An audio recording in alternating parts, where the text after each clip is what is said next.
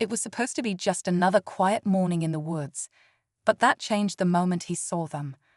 Two small children, twins, barely 5 years old, sitting alone near a fallen tree, their clothes dusty, eyes wide with fear.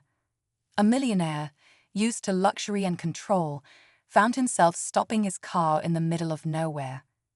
He wasn't sure what made him pull over. Maybe it was the way the little girl clutched her brother's hand. Maybe it was something deeper. Without knowing where they came from or who they belonged to, he made a decision that would change everything. He took them home. But he didn't bring them to the world of comfort and safety you might expect. Instead, he left them with his wife, a woman who hadn't spoken or walked in years since the accident. His friends called it a strange choice. His family called it reckless. But for him, it was something else entirely. Maybe a test. Maybe a chance. Maybe a secret he couldn't tell anyone. What kind of man brings lost children into his home, only to vanish without a word? What kind of woman, paralyzed and silent, becomes the only guardian for two frightened strangers? As days pass and questions grow, one thing becomes clear. Nothing about this story is what it seems. And just when it feels like the truth is close, something happens that turns everything upside down. The house was quiet when the twins first stepped inside, too quiet. It stood on the edge of a hill, big and cold, with long hallways and windows as seen to watch them. The woman in the chair by the window didn't speak.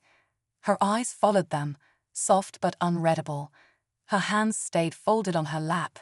She couldn't move, but something about her presence was strong, as if she understood more than she let on.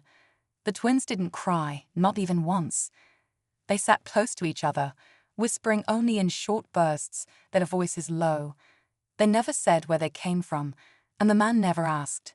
He left the same night, saying only, "Stay here. She'll take care of you." Then the door closed behind him, and the sound of his car faded into the dark. Days passed, and strange things started happening. The twins never touched the food left for them, but it disappeared anyway. At night, lights flickered, and soft footsteps echoed from rooms no one entered. The woman in the chair never spoke, but her eyes would shift, watching shadows move across the walls. Neighbors began to notice. A delivery man swore he saw the twins standing in the driveway one morning, but when he blinked, they were gone. Someone else claimed the house lights turned on and off in patterns, as if sending a message, and still the man didn't return. No phone call, no explanation, just silence, and something growing inside the house. A week went by, and still no word from the man. The twins began to act differently. The boy, once quiet, started drawing strange pictures, circles, symbols, eyes without faces, always on the same torn piece of paper. The girl stood at windows for hours, watching the woods, as if waiting for someone, or something. At night, they would speak in whispers the woman couldn't hear, but she felt the shift in the air. Something unspoken passed between them, something heavy. Inside the house, time felt off. The old grandfather clock in the hallway started ticking again, even though it had been broken for years. The woman's nurse, who visited every few days, started coming less and less. Once, she muttered, "They give me the chills," before quickly leaving. She never came back after that. In a nearby town, a local shopkeeper recognized the twins from a missing persons flyer, half torn and faded. But when he called the authorities, the line went dead mid-sentence. No one followed up. It was as if the children had been erased from every system. Back at the house, the woman, still paralyzed, began to dream. Vivid dreams, things she hadn't seen in years. The accident, the forest, and recently, the twins standing by her hospital bed, though they hadn't even existed then. Or had they? The main conflict grew silently. What was the man hiding? Why these children? And how did the woman's past seem to connect to them in ways no one could explain? The answers felt close, but not safe. Storm clouds gathered over the hills the night everything shifted. The twins, usually calm, became restless. The boy paced the hallway, clutching his drawings tighter, while the girl pressed her ear to the floor, listening for something no one else could hear. Thunder rolled in the distance, and with every strike of lightning, the shadows in the house seemed to grow deeper, longer, like they were alive. The woman in the chair hadn't moved in years, but now her fingers twitched. It was small, barely noticeable, but it was real. Her heart pounded in a way it hadn't since the day of the crash. She could feel something pulling her, something from before. The children weren't strangers.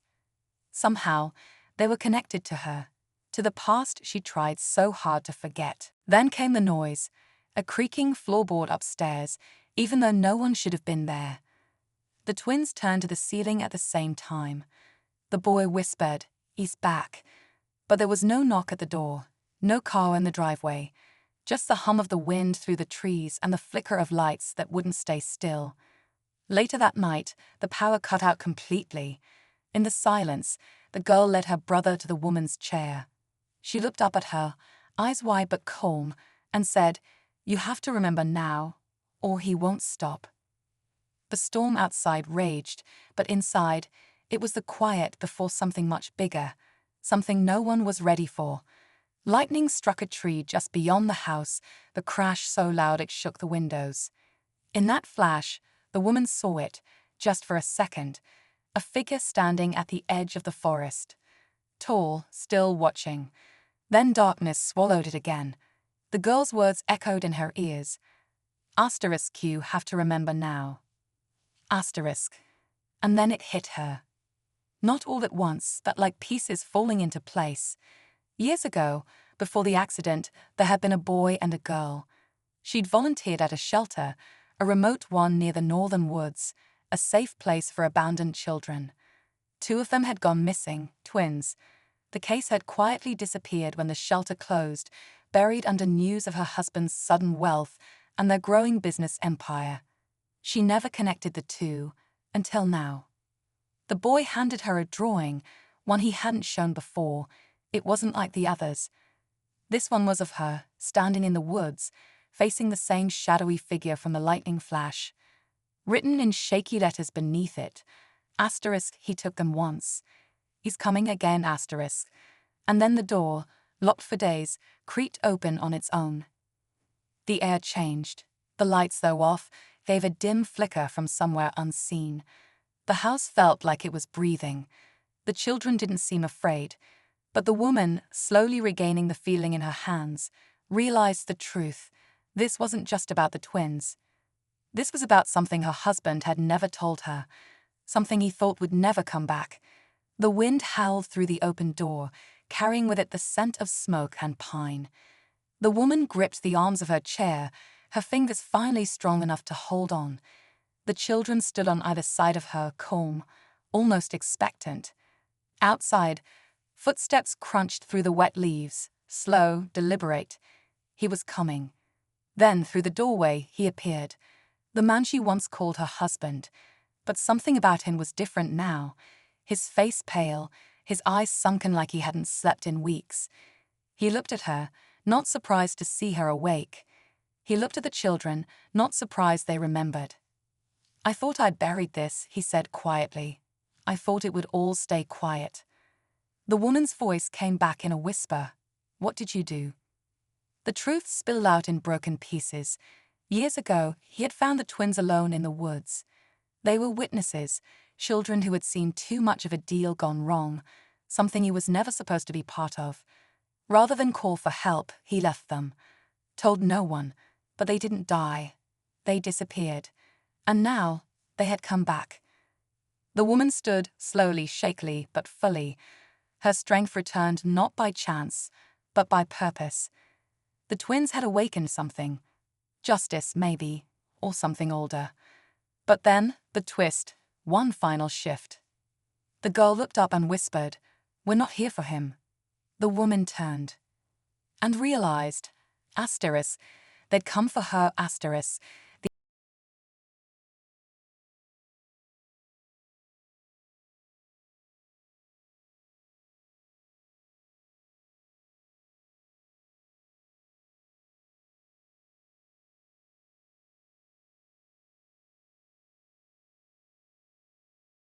standing at the edge of the shelter, her hand reaching for a door that never fully opened. Tears welled in her eyes. She remembered now. She'd seen the twins once before, long before the accident. She'd turned them away, afraid to get involved in her husband's secret dealings. She'd convinced herself it was too late to help. But the children hadn't forgotten. They'd waited. "I didn't know," she whispered. "You did," the girl said softly. "But now you're ready." The man tried to speak, but the twins turned to him, and he simply stopped, silent, stunned, as if whatever power had brought the children back had also taken his voice, his control, his grip on the truth. Then, just as suddenly, the tension lifted. The wind died down. The storm passed. The house felt still again. The twins walked to the front door. The woman, now fully standing, followed. "Will I see you again?" she asked. The girl turned, smiled gently. "You already did." They stepped into the early morning light, disappearing into the forest without another word. And in the quiet that followed, the woman finally breathed, knowing that sometimes the past doesn't come back to punish, but to give a second chance.